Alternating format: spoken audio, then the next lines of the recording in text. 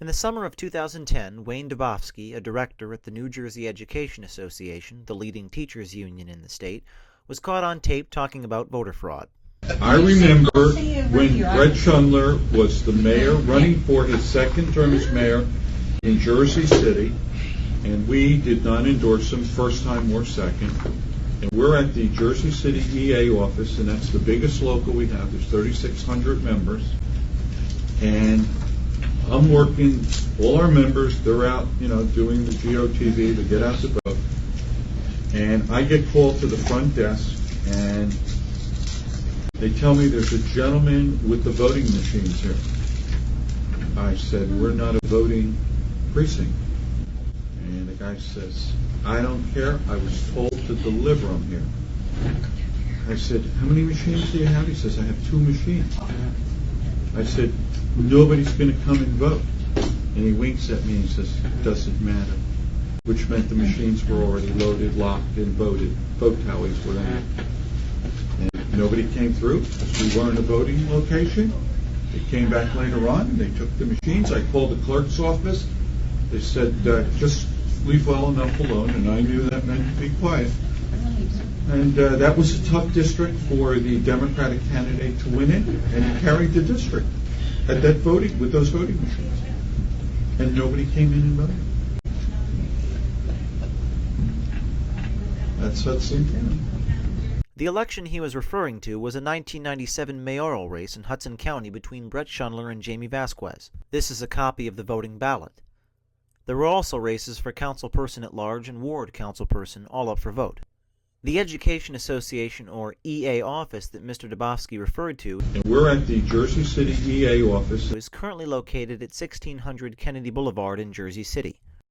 However, a telephone book from the time period indicates the old EA office was at 2300 Kennedy Boulevard. A survey map from the 90s indicates the same. This is the old EA building located at the corner of JFK Boulevard and Union in Jersey City.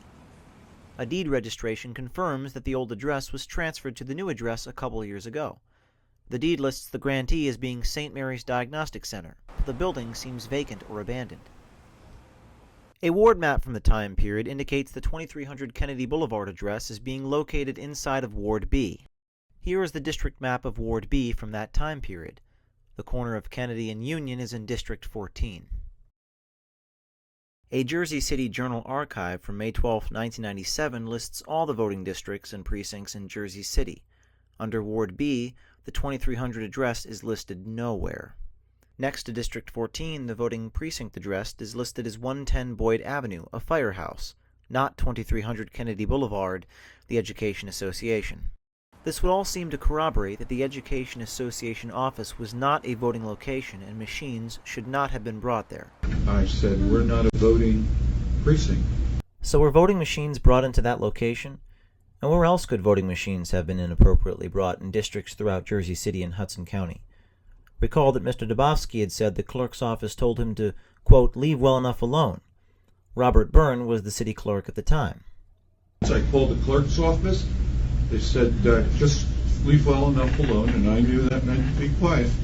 In fact, Robert Byrne has been city clerk for 21 years. I asked him for comment. I conducted that election as cleanly as a municipal clerk can conduct an election. And my every move I made, every step I took was looked over by like a microscope. He said he did not have jurisdiction over the machines. And I can tell you that, and I defend no one. I don't defend my office because I don't, A, have the care and custody of the machines. I'm not responsible for that. I don't move them to a polling place.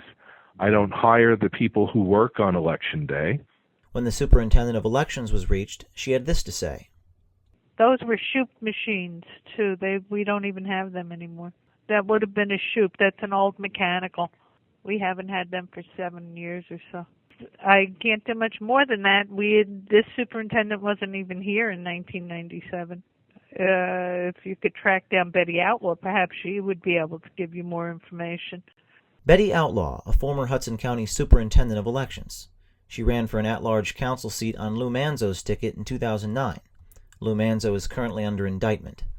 I could not get in touch with Betty Outlaw for comment on this election. Robert Byrne explained to me that counters from the old mechanical voting machines might provide insight into what happened. They're just these old analog machines, and there's a counter on it that counted the activity on that machine for its entire life, and that always kept running. The other is what we call the protective counter that always started at 0 on election day, and it measures the amount of activity in a given voting machine, and that should equal the amount of votes that are put, that the Board of Election Workers put on this statement of canvass, which is the tally report. He also explained there was an intense scrutiny over the election.